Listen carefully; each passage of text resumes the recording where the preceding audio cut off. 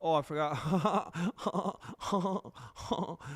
Even though I'm not live right now, I forgot for a moment, ATFers. I forgot that you guys are observing me at this moment. Potentially. Um, I do want to thank you for being here. I do want to thank you. I let my mind wander for a moment. Live.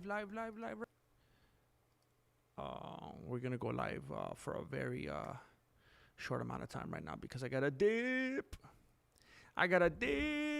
You got some chips? Cause I got a dip.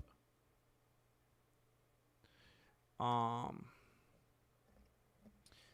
I'm not gonna go live. You know what I'm saying? I'm not gonna go live. I still gotta say what's up. You know.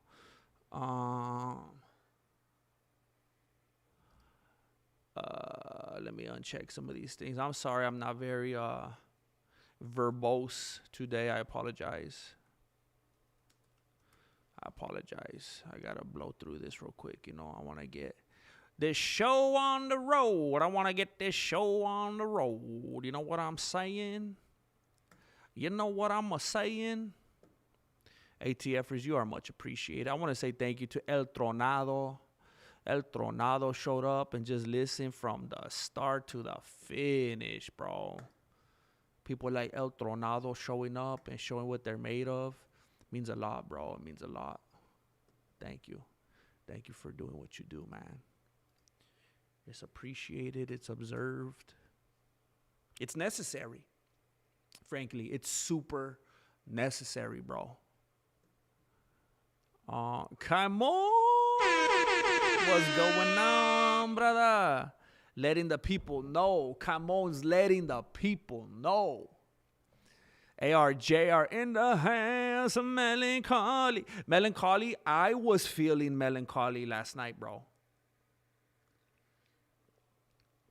I've been listening to the Rick Glassman, Zach Braff episode for like 8 days, bro. I've been listening to it in pieces at a time.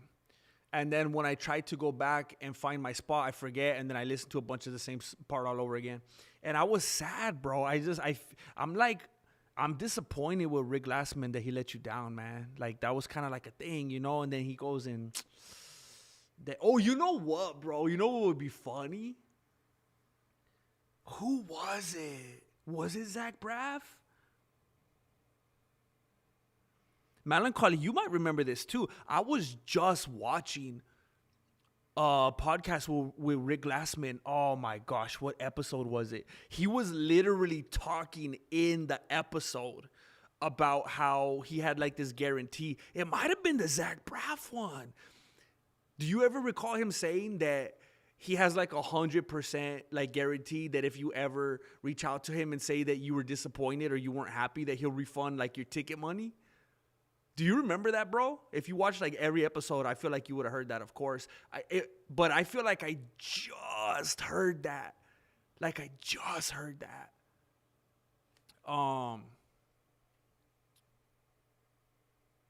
Blair Davis,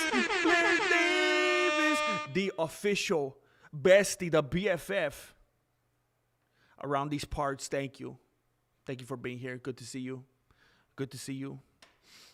I hit up a gentleman from Craigslist, and he stretched me out, bro. I'm telling you, he got deep in my nostrils, and I've been breathing real good. I can't even, like, it's like someone gave me a second nose, bro. It's like if someone gave me a second nose that also had a deviated septum, and now so now I got 2 nostrils out of the 4 that are working. I've been feeling good, man. I've been feeling good. I've been blacking out a couple times a day. I think he might have left something inside of me, but I've been breathing good though. Yeah, melancholy. I mean, she's either gonna be stoked or she's gonna be ashamed. Like, this ain't a good look. It ain't a good look. And I know that Tomas Aspinall wasn't concerned with whether a look was good or not, because he was claiming that, whatever the look looked like, that he couldn't see it, But he could see now. I don't know if you guys expanded and saw my entire title. Tomas Aspinall once was blind, but now he sees. You know what? I actually forgot the name of my title because because it cuts off, because it's too long. Tom Aspinall once was blind, but now he sees dollar signs, dollar signs. What's up, Invader Jim, Legendary Gnome, Lord Racer? Yes, please don't forget to hit the like. Tom Nomas Binal, Game Over, Lord Racer. Army, what's up, Army? Bye-bye. Tom is getting out. Bye-bye. Bye-bye. Don't let the door hit you on the eye patch on the way out. When feeling melancholy, you must master the melancholy martial. That's what you did, huh? He ain't a boxer at all. He's really a ground specialist. He's not a draw. He gets cut. It's just a big, you know what this is? This is revenge. I don't want to say it on here. It's a family show. This is like when you have intimate moments with somebody and then you separate and then you take revenge. This is what Eddie Hearn's doing right now. It's sloppy seconds, bro. This is nasty. It's nasty the way that Tomas Aspinall is falling for this, bro. Where's his dad? Where's his dad when he needs him? Tom is boring, no personality. He's not a boxer, never has been. Just like Francis wasn't a draw, but he went and made life-changing money, right? Bro. I don't even know who that is, T. Nally, but I respect it. I respect it. Thank you. Thank you. He had a hernia of the...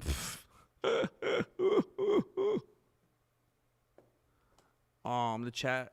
This chat is great. I like the virtual cheers. Heck yeah. Heck yeah. Everybody knows your name. Y'all saying Tom isn't a boxer. This is heavyweight boxing. Deontay Wilder became one of the biggest names in the sport. You just need to be famous and have knockout power to make it in heavyweight. I don't have anything against Tom. I just think nobody else in him. Yeah, it's this is crazy, bro. Look at this right here. Look at this image right here. Check out this image right here. This is crazy to me. This is crazy to me. Look at, how do I even... Did you guys ever watch Seinfeld? Did you ever see that episode where the dude was going to make a TV show with Jerry and George Costanza? And then George Costanza accidentally gets caught looking at the dude's daughter's cleavage. Do you remember that episode? And then Jerry's like, bro, what are you doing? You get a sense and you look away. It's like looking at the sun. You get a sense of it and you look away. Look at this. This is that George Costanza. He's giving that George Costanza stare right here. Do you understand the words? This dude is up to no good. He's scheming. This is that face that you have on when you're trying to play it cool and you're trying to act like you're not looking over your significant other's shoulders trying to read their texts. This is a scheming, sketchy glance right here. Look at this. Look at this dude over here. Oblivious, bro. This is a dude that has been riding the wave of affirmations, right? This is the dude that has been putting up content non-stop. MMA community, please don't be mad at me. MMA community, look, I'm really hurt. MMA community, check it out. I'm dealing with things right now. MMA community, look, I found a doctor. I finally found a doctor. He probably went to the same website I went to find a doctor to stretch out my nostrils. This is somebody that severely is motivated by affirmations and validation right here. He's more than happy to sign whatever this dude's going to put in front of him, that father figure. That father figure. You know, Tomas Aspinall has that domineering father just laying out just living vivaciously through him. And look at this dude over here love bombing. Love bomb. Look at all the blood rushing to his head.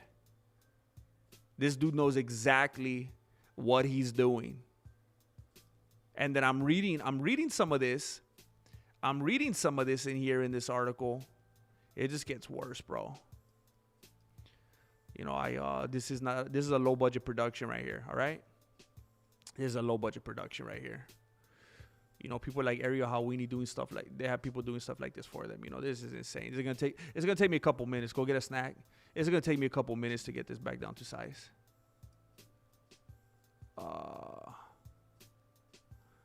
That's what she said. All right, hold up. I'm almost there. Here we go. Lock it in. There we go. All right, we're good now, right? So check it out. UFC heavyweight champ Tomas Aspinall signs with Eddie Hearn's Matchroom Talent Agency. Look at that. This dude has finally been heard. This is like when I was working at the Nissan dealership, you know, and I felt disrespected and I felt ignored, you know, and then I had the dude from Mercedes whispering sweet nothings into my ear, you know, the luxury brand. You know, I thought it was going to be different. I thought it was going to be a different environment, you know, white glove service and whatnot. And then you get there and it's all the same, man. It's all the same. You could put some air fresheners on a big old pile of doodoo plessy. You could get some spray paint. You could clean it up, paint it some different colors, put some polka dots and put some bows and ribbons on it. It's still a big pile of doodoo plessy. You know what I'm saying? Look at this dude right here. He's never looked happier. Look at Tomas Aspinall. Look at that big old cheeser. Legendary boxing promoter Eddie Hearn landed a major talent to headline his newly formed Matchroom Talent Agency. Hearn announced Thursday that he signed UFC heavyweight champion Tomas Aspinall to the agency. Now, I'm not even going to pretend. I'm not going to pretend that I understand a great deal about this, all right? I feel like some people pretend. Some people do pretend. I don't fully understand all the ins and outs and all the intricacies of Monclas. We've been missing you. Since you've been gone away, we've been missing you so much. I ain't even gonna front. We've been missing you. I know a lot of people pretend like they know. I don't know. I don't know how there's people in the UFC and they get away with going to RAF and whatever other grappling things, pillow fights, thumb wrestling, and then they're going to go and sign with Eddie Hearn. I have no idea how that works. I don't know if it's like as long as it's not an MMA fight and you could do whatever. You could do a foot fight. You could go on MTV channel 19 and do like Yo Mama jokes. Like I don't know what all the ins and outs are, what you could get away with. But he just signed to and who knows? I don't know the. Let me see here. Signed UFC heavyweight champion Tomas Aspinall to the agency. Now, who knows? I don't know the intricacies of the contract. It's not saying what he's doing. For all we know, he's signing to be a commentator. Maybe he's going to be like the Matchroom Boxing's Bruce Buffer. Maybe he's going to be, he's going to do play-by-play. Maybe he's going to be like the Schmo. He's going to do some like background reporting and stuff. I don't know. Hearn sent out a graphic on social media making the news official. Aspinall, meanwhile, released a nearly 6-minute video laying out some specifics about the deal.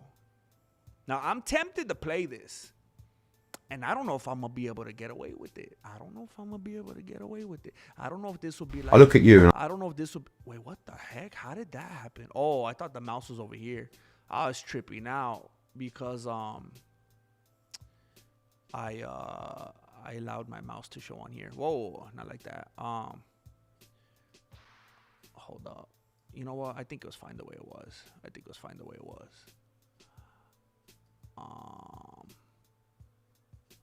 Let me do this. Man, am I going to get claimed? Do you think I'll get claimed? Let's see. Let's see what happens right here. Let's enjoy this. Let's see how far we could get.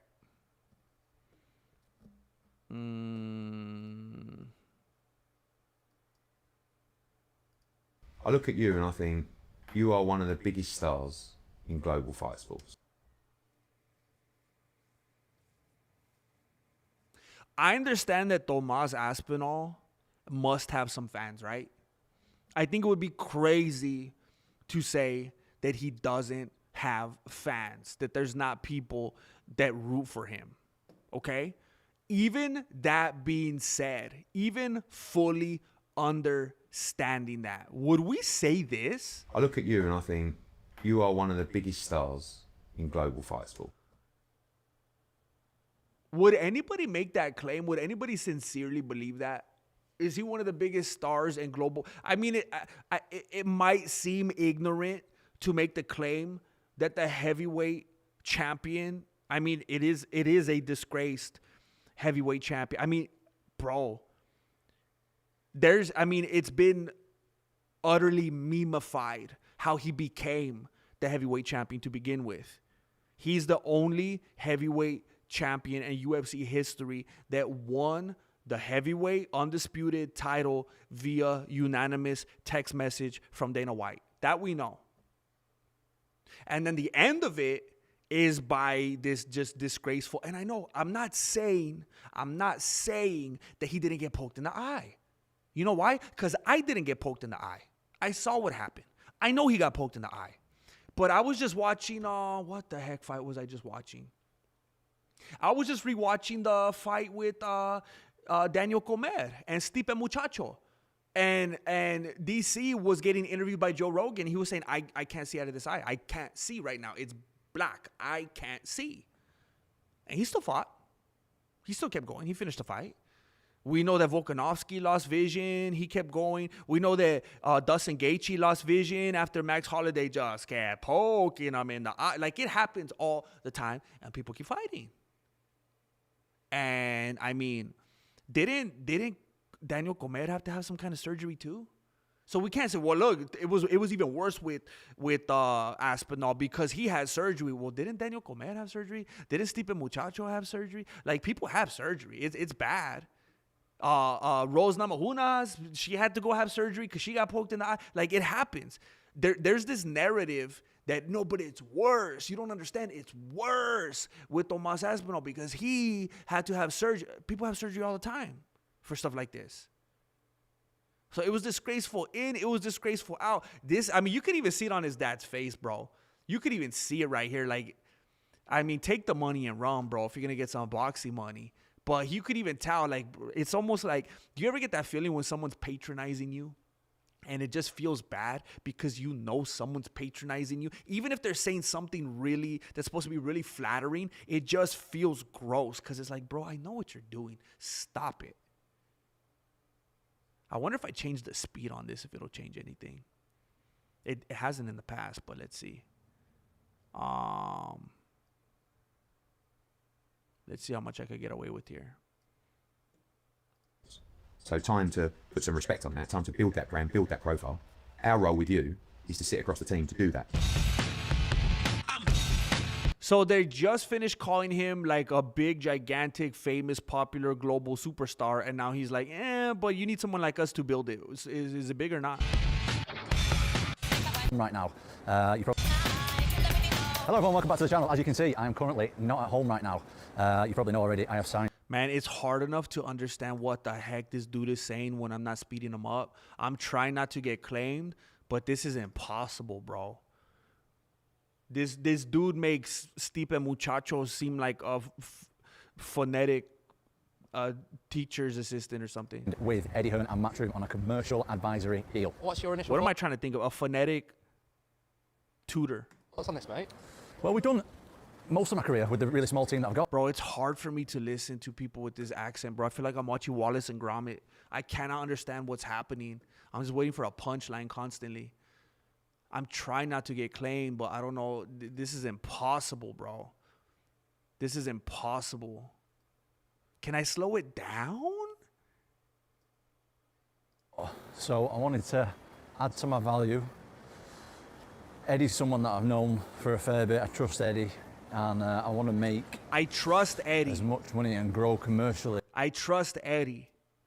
Now, I feel like that's a very naive thing to say. You can work with the promoter.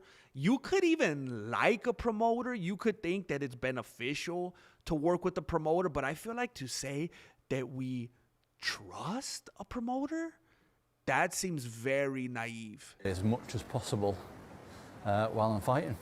And what does this mean for, you know, your fighting career going forward as well?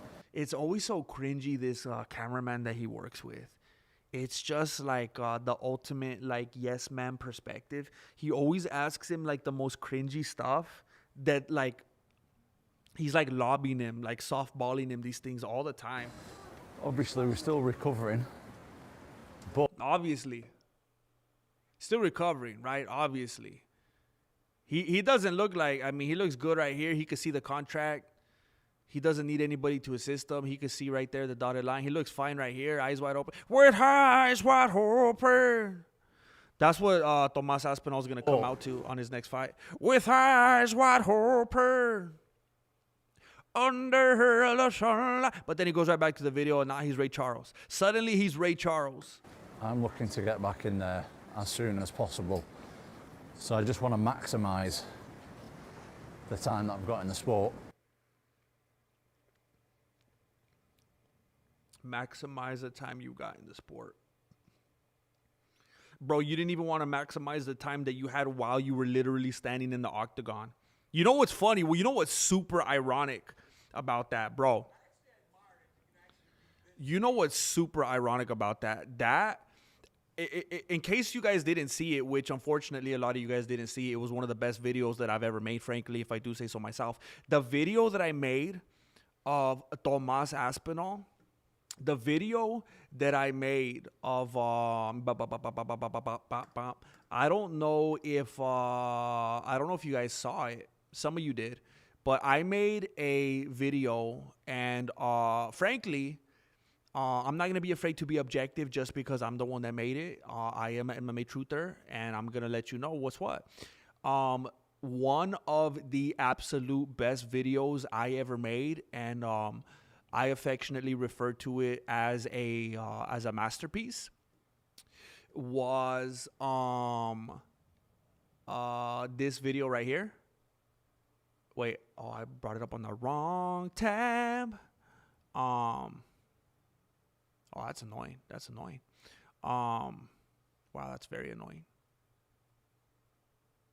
You're not gonna help me out here? You don't know what I'm trying to do? Okay. Where did you go? Oh, that's annoying. Did it disappear?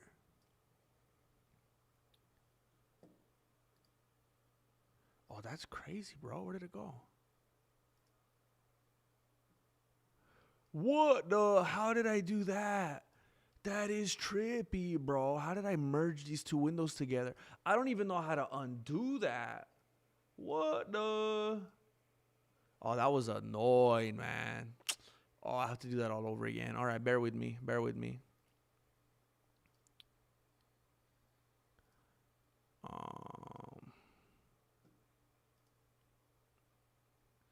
This is annoying. I just have so many videos. It takes so long to scroll through. I just have so many videos.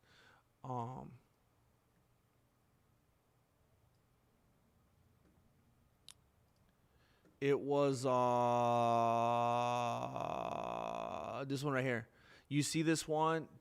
Jeez, bro. The one that's hiding behind my head right now. This Tomas Aspinall one. The one that says Tomas Aspinall's eye controversy, the deepest dive. Only 27,000 people watched that. It's heartbreaking. This might be the best video that I've ever made. Very comprehensive. I mean, this could be studied on a college campus. It was a very thoroughly made video. And within that video, one of the points that I made was that something that I haven't even heard a lot of people talk about. If anybody, I don't think I've heard anybody talk about this actually. Something that not a lot of people paid attention to is, you know how when you get poked in the eyes, or you get kicked in the groin, or you get kicked in the eyes, or you get poked in the groin. Something that not anybody talked about was the fact that you get 5 minutes, right? He didn't even come close to taking the 5 minutes. He didn't want it. He did not want it. He was in a championship fight. He was a dude that waited forever, supposedly, to get to that position. And he said it constantly. It wasn't a thing about legacy. It wasn't a thing, I want to fight the best. I want to beat the best. He said it, and if you guys are going to be honest, and if you're paying attention, you heard him say it a ton of times. I don't even care if I fight John Jones. I don't care. I'm going to retire him without even fighting him. I just want the bout.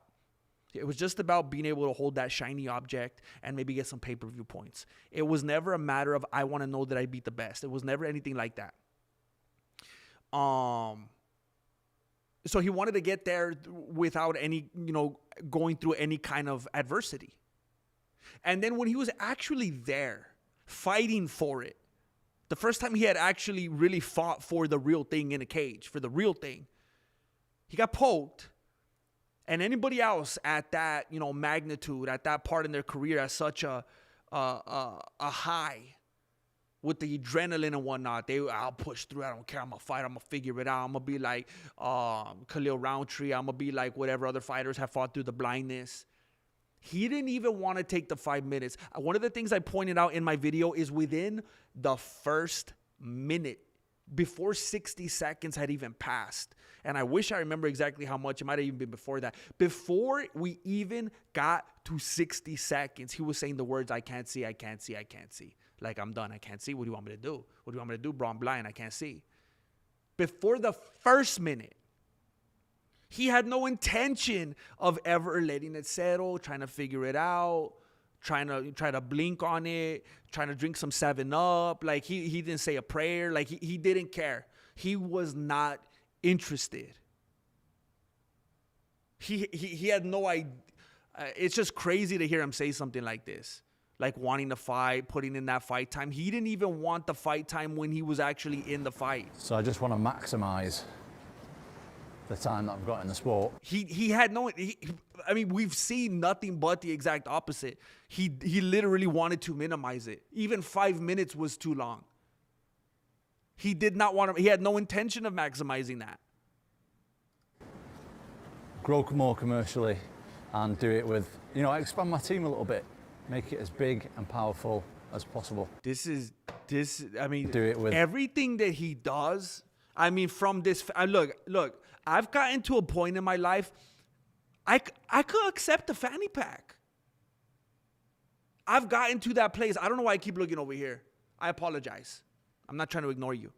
I've gotten to a place in my life that I could accept a fanny pack. And I don't think I'll ever get to a point where I accept it on an unironic level. I think they're humorous. I think they're funny. I see Joe Rogan with a fanny pack, and I'm not like, dang, I got to get myself a fanny pack. I don't look at it like that. I kind of chuckle, and it's silly, and it makes me laugh. And I'm happy that it exists out there in the world because it brings me giggles. But the way that he's wearing this thing, I don't even know if this is a fanny pack. I don't know if you call it something different. I don't know, the jacket, the Letterman, I don't even know what this is. His whole posture. He's hiring a posse now. He has an entourage now. He's making all the wrong moves. He's talking about this is the kind of stuff that people get critiqued for and that you should avoid and run far away from. Like Ronda Rousey trying to be in the movies, Sean O'Malley focusing too much on playing Call of Duty on Twitch. Like all these people get too distracted with all their side quests. All these different fighters having podcasts and stuff like that. And now, this is insane, bro. I expand my team a little bit. He's talking about expanding his team. He doesn't even want to do his primary objective anymore. He doesn't even want to do the thing that has us watching him right now. Because he's a fighter. He doesn't even want to fight. He's already focused on the extracurriculars. He's already focused on the thing that your parents talk to you about. But what are you going to do if you ever break your ankle? What are you going to do if you break your clavicle? You're going to be, you got to have your real estate license. You got to have some investments. He's already there. He already has his posse right here. He already has this bubble around him. Big and powerful as possible.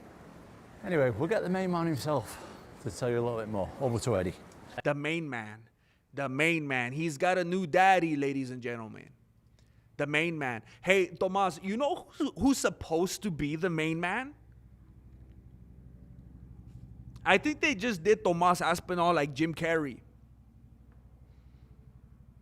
I think they effectively just did Tomas Aspinall like Jim Carrey. they've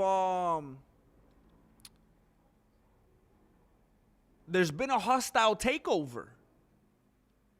Tomas Aspinall, you are supposed to be the Vinny Chase of your entourage. You are supposed to be the main character in your quest. Even if it is a side quest, you should still be the main character. You know what's going on right now? And I got Resident Evil on the beanie because I saw that Requiem came out. And I'm living vivaciously through some people in the community. I'm watching some streamers play. I'm trying not to watch too much of it because I want to be excited someday when I'm able to play it. But it kind of reminds me of Resident Evil when you already beat the game as like Leon. You already beat the game as the main dude. And then like you get all mixed up and you're like, I can't afford the new game. I'm just going to have to play the one I have all over again. And then you play it again as Claire. They're trying to turn this dude into Claire. In his eyes, Eddie Hearn is the main man. Hey, Tomas, you're supposed to be the main man, bro. This is where you're getting it all twisted right here. You think you're running from Dana White? It's not Dana White. It's not that you're running from Dana White. It's not that you're running from the claws of Dana White and you're running into the warm embrace of Eddie Hearn. You're running away from one dirty, sketchy, slimy, scheming promoter right into the hands of another one. And you've denied, you've abdicated whatever type of, you've abdicated your throne that every main character has the right to within their own narrative. And you say, here, daddy, here, Eddie Hearn, you're the main guy now. You're the main guy. This is bad news. If you're an Aspinall fan, this is bad news. Eddie, initial thoughts on signing Tom? Look at that smile, bro. Look at that cheeser. I would think this homie just downed a couple quesadillas with that cheeser, bro. Look at this. Look at that smug man. Bro, this dude has a smugger looking smirk than Ilya Tapoera. This dude's smirk makes Ilya Tapoera look humble. You got me out here confusing Ilya Tapoera with the Dagestan. I think he looks so humble. When I look at with the Dagestanian, excuse me. You got me out here confusing Ilya Tapoera with a humble, chin-strapped Dagestanian. Because of how this dude Eddie Hearn looks. Because Ilya Tapoera's out here looking so humble by comparison now. This is insane, bro. This dude is so... This is the face that I have when me and Marilena are exchanging words. And I dropped the bomb on you, baby. I dropped the bomb on you. Like, this is when I just like, oh yeah? Oh yeah? Well, what about this? That's the same face that I have on when I know I think I won this round. She might not talk to me for a couple hours, but guess what? I got an Xbox. And I don't like people talking to me when I'm trying to play Fallout. So this is fortuitous in nature. That's the same look that I have on. This dude's proud of himself right here. This dude just accomplished something. And it has nothing to do with Tomas Aspinall. This face that you're seeing right here has nothing to do with Tomas Aspinall. It has everything to do with Dana White.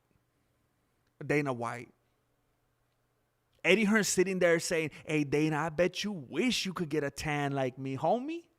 I bet you wish you could get a tan like me. Dana Pink? Smug to the fullest, bro. Yeah, massive. I mean, obviously, it's going to make a lot of noise around the world, but... Make a lot of noise. It's going to make a lot of noise, obviously. Isn't it? It's massive. I feel like I'm not plugged in with the UK culture. I'm not exactly sure what it means. I feel like it's slang. I think it's also a type of emote. I think it's also a place, isn't it? I feel like they say massive all the time. Isn't it? Isn't that? I feel like we're seeing his true colors right here, right?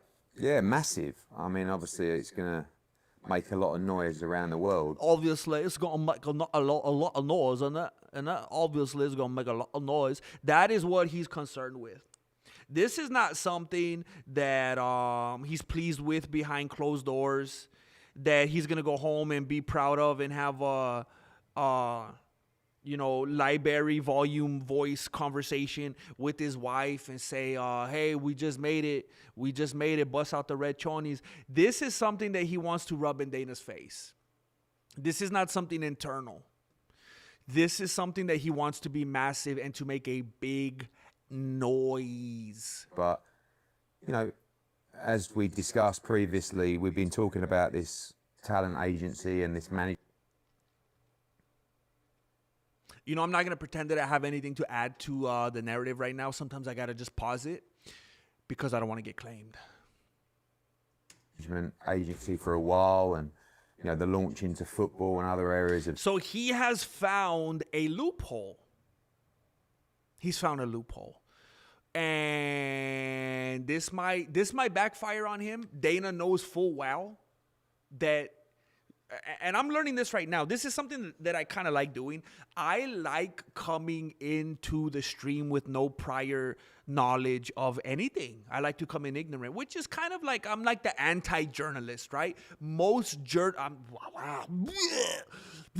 almost said most journalists as if I'm a journalist, which I think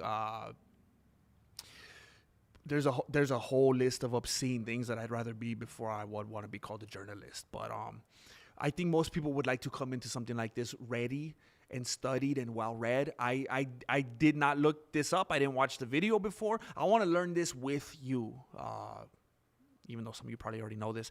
But I didn't know until playing this right now, and I think I saw something in the chat right now.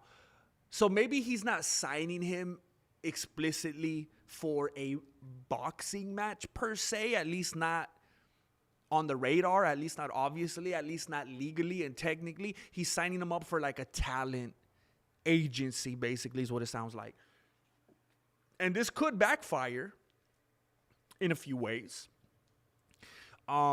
This could lead to Dana White and the UFC being more motivated to strip Tomas Aspinall, and Tomas Aspinall might be thinking that that's exactly what he wants, and maybe it's Truthless. I appreciate that, bro. And maybe it's kind of what Aspinall wants, because as I've said before, if the UFC parts ways with Tomas Aspinall, if they strip him, actually, let's say they don't cut him, they don't part ways with him. Let's just say they strip him. He's kind of in one of those situations where like a lady goes on maternity leave and she's about to have a baby, right? Imagine if a lady goes on maternity leave and she's about to have a baby and the employer fires her. And they're like, well, I need her here. She's too busy out there trying to have a baby. They could get sued, right? So Tomas Aspinall is looking like his eyeballs as like a couple babies, right? Like he has some twins that he's growing in his dome. And if he gets stripped because of that, he probably feels that he could have some kind of legal advantage and come at them with some kind of complaint like that. So it's a very delicate situation. But with Dana seeing that Eddie Hearn's doing right here, it's kind of like when you have an ex and they are a scorn, like a Dan Hooker type of ex, you know what I'm saying? And it's kind of petty and low and manipulative, and it just tells you everything you need to know about the fact that you got to him. And maybe that's not the intention. I mean, if you break up with someone, it shouldn't be that you're trying to play a game with them and get in their head. But what I'm saying from Dana White's perspective, he has seen very clearly that he got in Eddie Hearn's head, that he bothered him, that he messed with him, that he's messing with his business, because now Eddie Hearn is trying to reciprocate.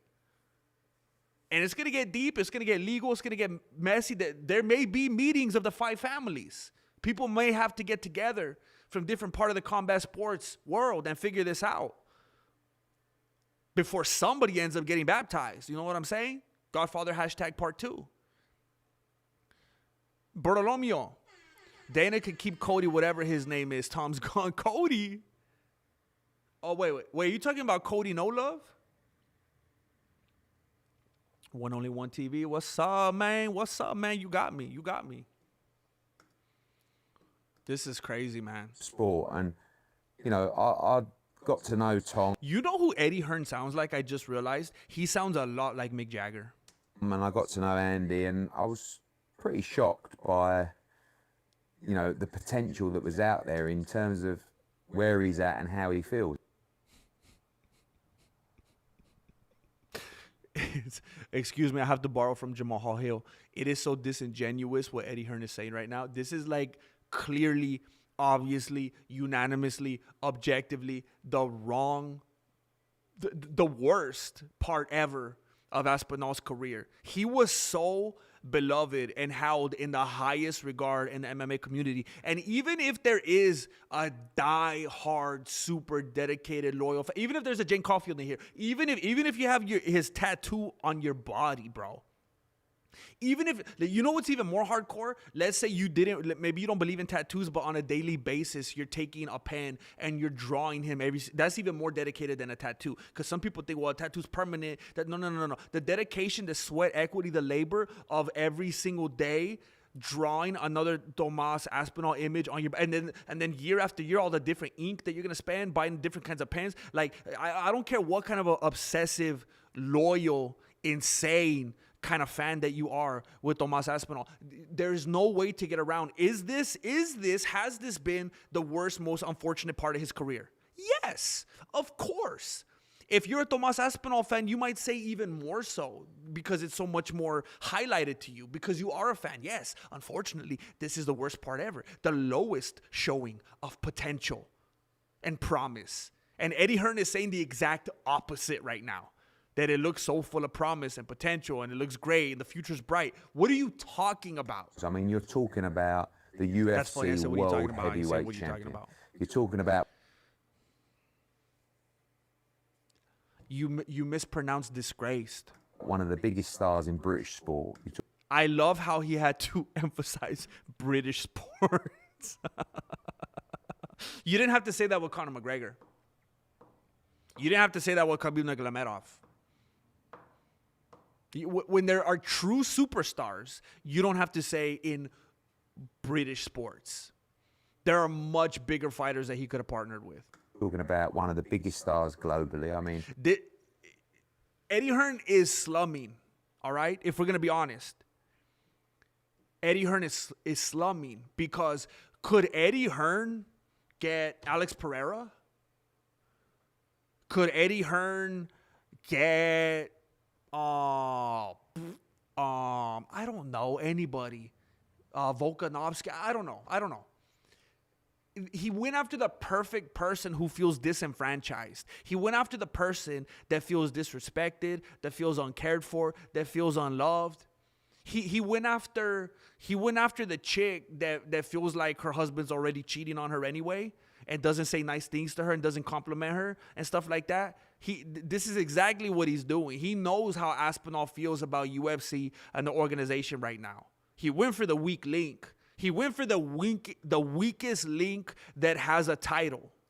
You know, in a boxing sense, you are the baddest man on the planet, and that's what he is. And he's a good guy, you know. And you know, I don't think anybody, even a Tomas Aspinall fan, I don't think anybody right now would call him the baddest man on the planet. Maybe the baddest actor. You know, talking to Andy, which can last a long time sometimes, the passion that they have, the groundness that they have, the integrity they have. I just felt like I met a man that was just a little bit... The integrity. Look, I know that it can get a little contentious. Why you hating on Tom getting a good deal, fool? Serio. See, exactly. Look, I get it. The baddest good guy. What a juxtaposition, huh? I get it, Bert. I've realized I could hear myself. I took one of them off. I could hear myself. I understand, and I've been thinking about it since the beginning of the stream. Man, I'm gonna sound like a hater. But when I'm presented with very hateable stuff, that's just what comes out. If I get some very lovable, amazing stuff that's very sensible in front of me, then I'm gonna say positive things. Broken, if I'm gritty, they have. I just felt like... So I'm not gonna harp on the integrity or the lack thereof and the way that everything was handled with the eye poke. It's not important to be I don't need to be gratuitous and unnecessary about it. You know, I know there's a lot of people that'll get very upset because he actually has had surgery and stuff like that. But, you know, people have elective surgery all the time. I met a man that was just a little bit broken, if I'm honest with you. You got to feel like, you know, you've achieved a lot. This is called love bombing. You've achieved a lot. You're the best. You're at the peak. You're one of the greatest. Blah blah blah blah blah blah. This is called love bombing. He's patronizing him. He's hyping him up, gassing him up.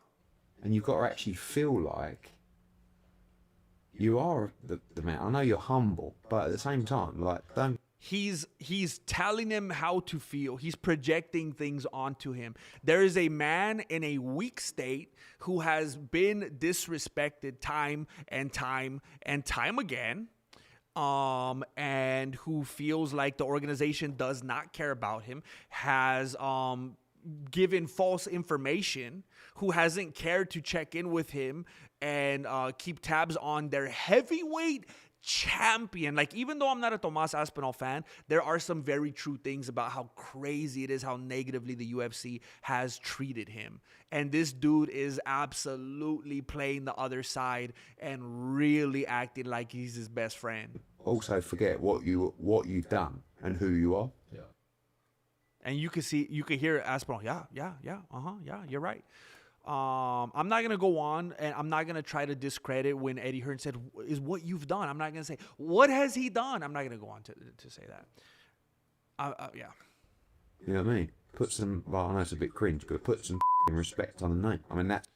Now we're stooping to catchphrases and hyperboles, and it's getting pathetic. He's really digging deep into the MMA well here. It's the reality. One of the things he said to me, he said, you know, you sure you want to represent me? I'm a bit of a sort of broken record at the moment.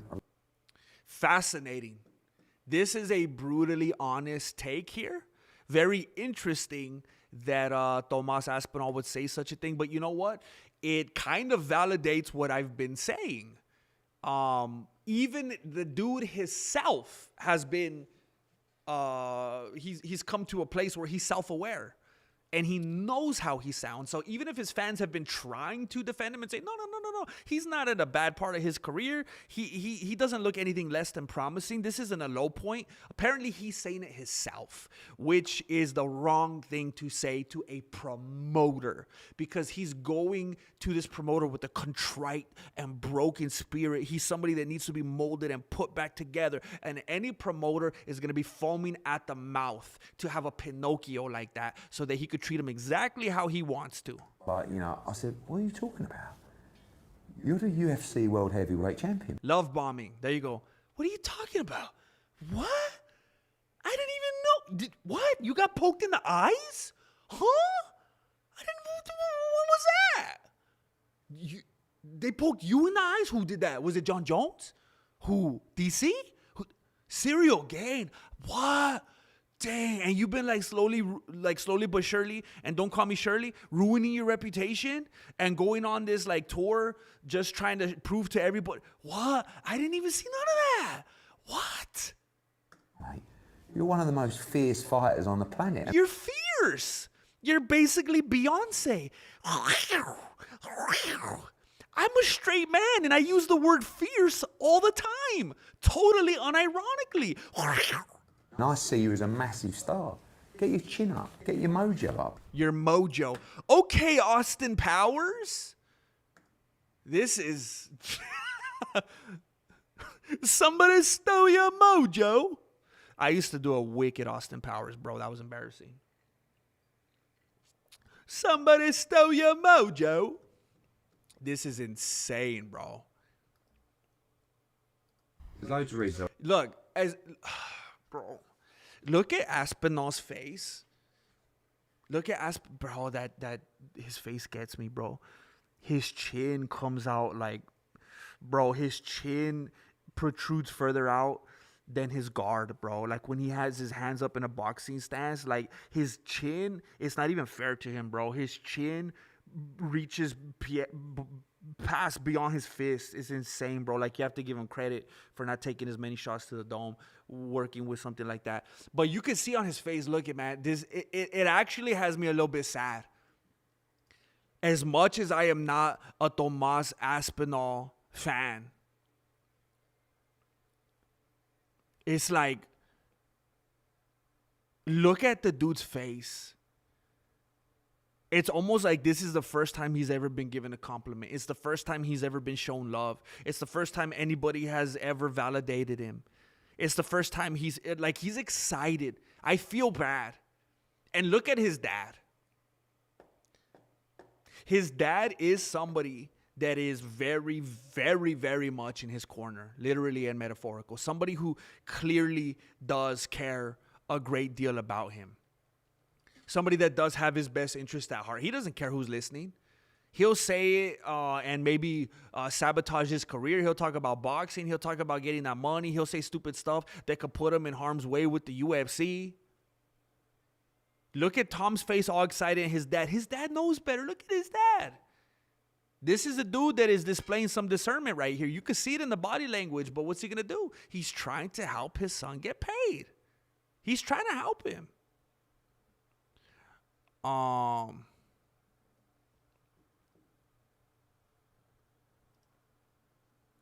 want to do this, but actually, you deserve.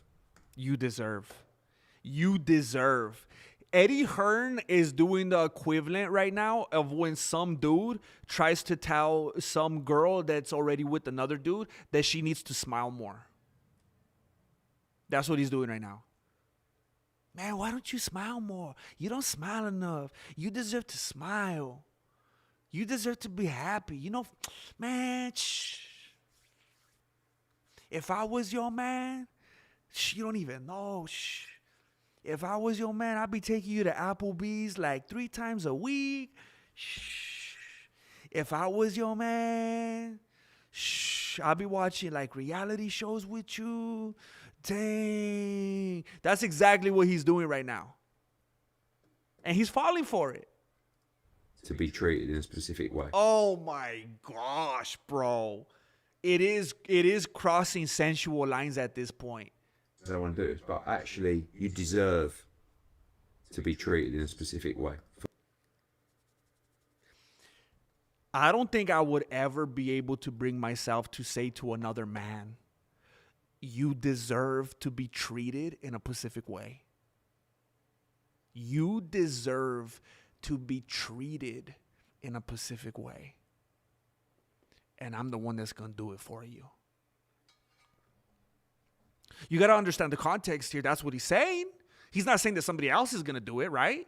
He's not saying, and therefore you should go to, and for that reason, I'm out. Well, you should go with someone else. He's saying, man, you deserve, how the heck, I got to play that again, bro. This is twisted. For what you've achieved. Actually, you deserve to be treated in a specific way. Imagine telling another dude, hey, bro, you deserve to be treated in a specific way. And I'm the one that's going to treat you like that. That's going to be me. I'm taking on that responsibility. That's going to be my claim to fame. There was my claim to fame with every measure, babe. I'm going to be the one that's going to be treating you like that. That's twisted.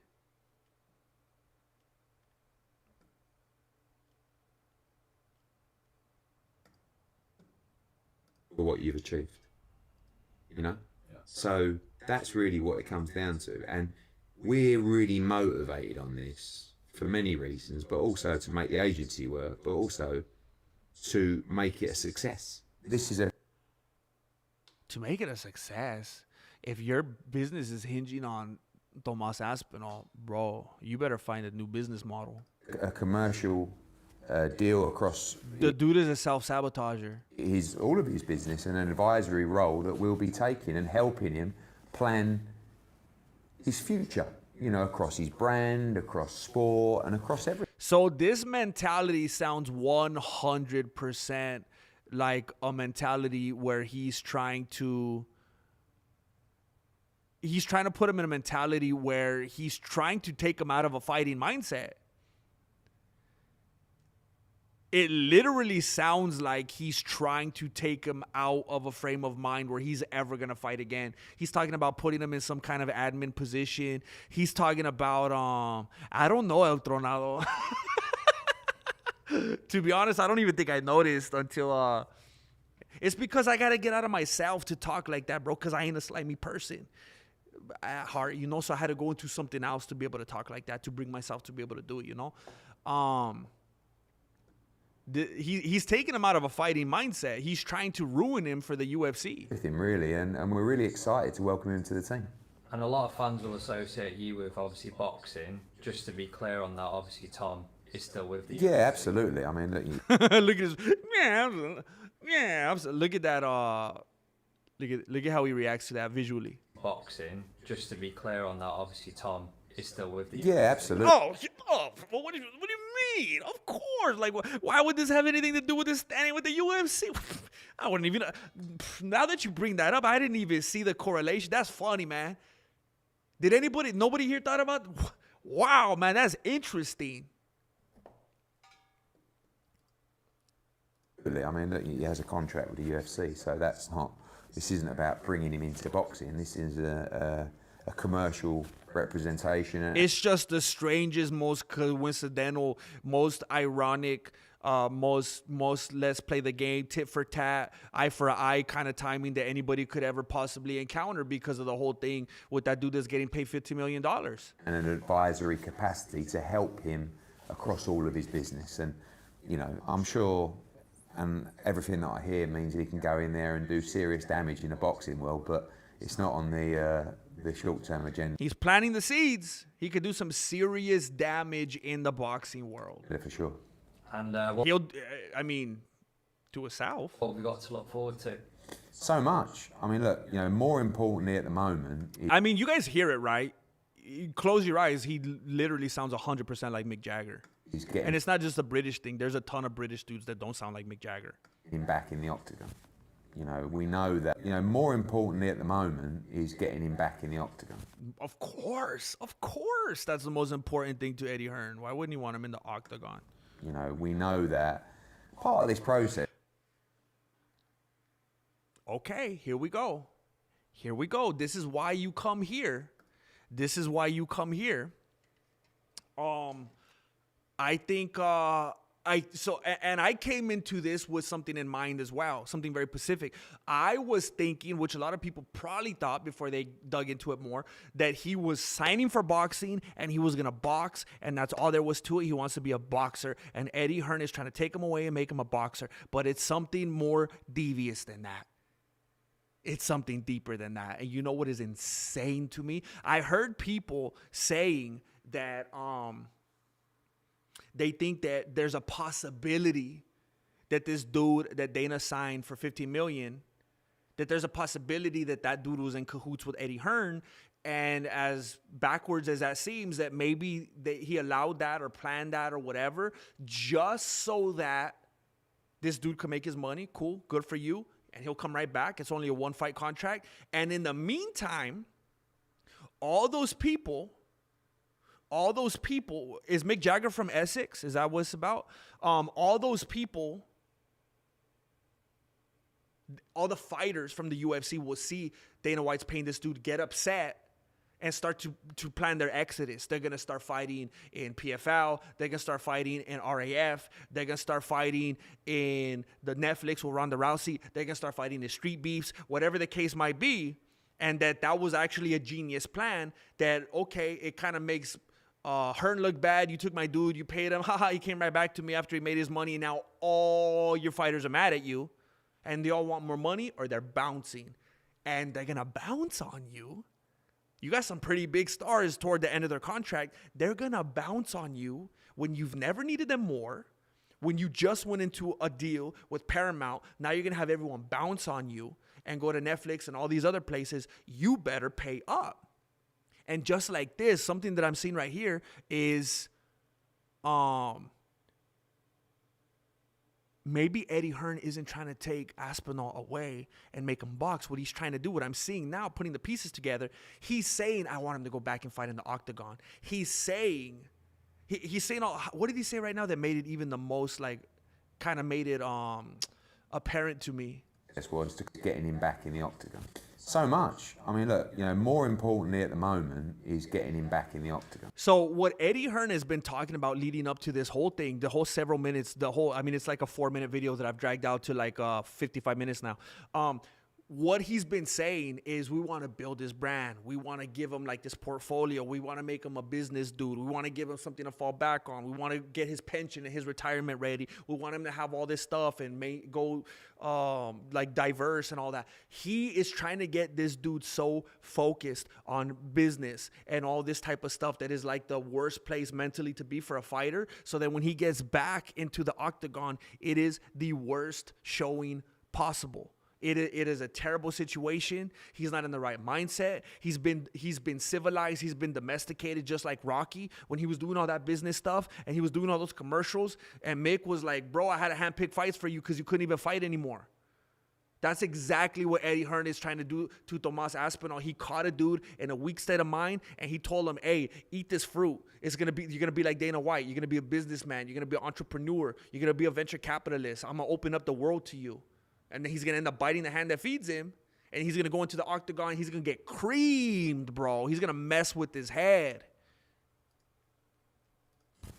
You know, we know that part of this process was to kind of make me understand, because sometimes people can spin a narrative on you. And if you don't have the heavy artillery behind you, you get a little bit overrun. And I feel like that's what happened with Tom. And, you know, when I spoke to him and... I mean, he's he was acting just a couple minutes ago like he could not wrap his beanie around the fact that Tomas Aspinall feels that he's not in a great standing with the community right now. I was like, whatever do you mean? I don't understand. You're a star. You're promising. You're in a great place in your career. And now he's switching gears and talking about how he's aware of it and talking about how he needs to have a reset and how he needs to help him. He's all over the place here. And he's using that weak state of mind that Tomas Aspinall is coming in with, being hurt, being embarrassed, and he's capitalizing on it. Spoke to his surgeons and the doctors and stuff like that, and actually looked at these multiple operations that he's had. Like, I'm kind of looking at him going, oh, wow. Like, this is a serious comeback. And this is not just about a comeback against physical injury. You know, I told you I have to stop it every once in a while. This is emotional and mental. Emotional and mental, that's all he needed to hear. That's all he needed to be aware of. That's his door in. You know, challenges that he's faced in terms of the opinion of people from narratives that have been spun on him. So he's a fighter. That's what he does. This dude is not a psychologist. He's not a therapist. It's not his responsibility. It's not his job to try to come and, Captain Save-A-Tom. Yet he's hearing these things. He's understanding where he's at, and he's in attack mode. He knows that this dude is struggling mentally and emotionally, and that was all he needed to hear. Why is it nobody else? Why did it start with Tom? Why did it start with the weak link who is in terrible standing with his organization right now, who also bears a strap? And, you know, he's missing that. And this is Eddie Hearn's Trojan horse. Got a championship to defend. So absolutely the plan is to make sure you can get him back, you know. Get him back. In the octagon. I think when he said get him back, he was thinking about Dana White. It was a Floridian slip. Making sure that he's physically ready, and hopefully that won't be too far. Making sure that he's physically ready. Did you hear that? You guys got to read between the lines. You have to read. But that's why you got to come here so I could translate this for you. You have to be able to read between the lines. Did you hear what he said? The octagon, and making sure that he's physically ready. Making sure that he's physically ready. Not emotionally, not mentally. Just make sure that he's physically ready. All these distractions will take care of the rest. And hopefully that won't be too far away. We'll be there on Friday.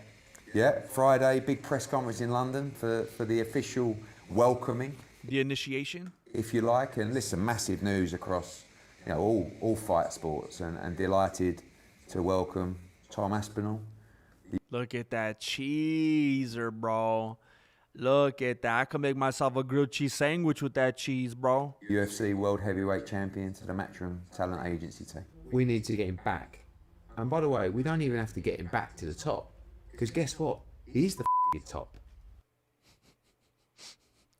We're just changing the goalposts now. You know what? Wherever you're at, like where are you at right now? Yeah, that's the top, bro. Just you're at the top right now. You're the UFC World Heavyweight Champion. Yeah, okay. You don't get any bigger than that. We're excited to welcome you to the channel as well. Can't wait. Bring me on. You know, I'm available at any moment. I love an interview. Tom Aspinall YouTube channel. Let's go. So as Eddie said, we'll see you on Friday behind the scenes of We'll see you on Friday, no pun intended. the press conference and all that good stuff, and then reaction video to the UFC Sunday. See you then. Well.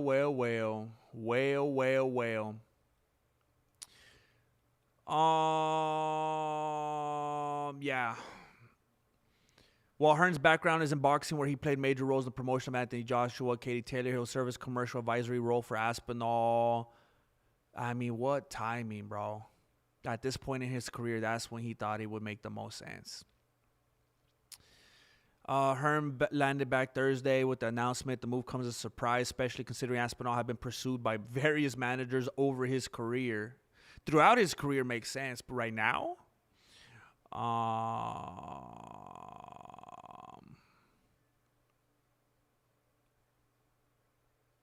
there was something I saw that I thought was very interesting down here. Yeah, UFC heavyweight champion Tomas Aspinall signs with Eddie Hearn. Time to get what's yours, just like non-stop affirmations.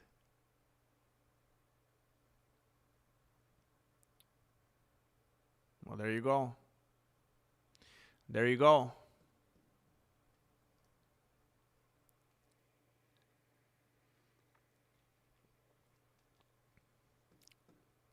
Eddie Hearn's like, take that, Dana White.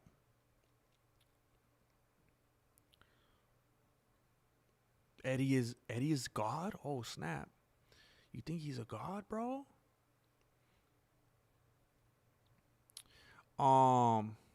Thank you, Connor C. Look, I'm going to be honest. I feel a little on the fence about... Look, you know what? You guys... I don't know. I would appreciate it very much if you leave me a comment actually right now when I take this, when we go off the live. I literally should have left 2 minutes ago. I really have to go. And this can't be one of those ones where I drag it on. I really have to go or I'm going to have some issues. I really do have to go.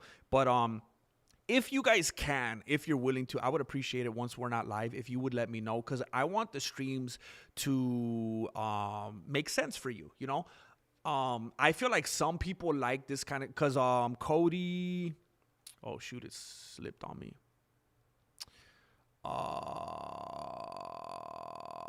Shoot, where was that? Shoot. Connor, sorry, bro. Connor C just said I like the reaction content. There's two sides, you know, and I'll try my best to do a mix of both. I like being able to bring content to you and reacting to stuff and talking about actual stuff that's going on and giving you information. I don't know why I keep looking over here. But I also like to just 100% be in the chat and not ignore you. I know some people like the chat interaction, so it doesn't feel like you're being ignored the whole time, and other people actually like to have some kind of news going on. So let me know. Let me know what you think. Let me know how you feel. Let me know if you like a balance. Just try to be as detailed as you can, because I always say I do this for you guys. If you guys weren't here, I would just be a Looney Tune talking to myself about Tomas Aspinall. You know, I want it to make sense for the people that are here. So let me know what you think about that reaction versus just riffing in the chat and maybe a mixture of both. Tom better be sleeping with two eyes open when Eddie's in the other room. Heck yeah, bro. Thank you. I don't think Tom ever fights in the UFC again. Big lawsuit. For real, bro. I've been saying that. That's has to be why they haven't stripped him. It has to be.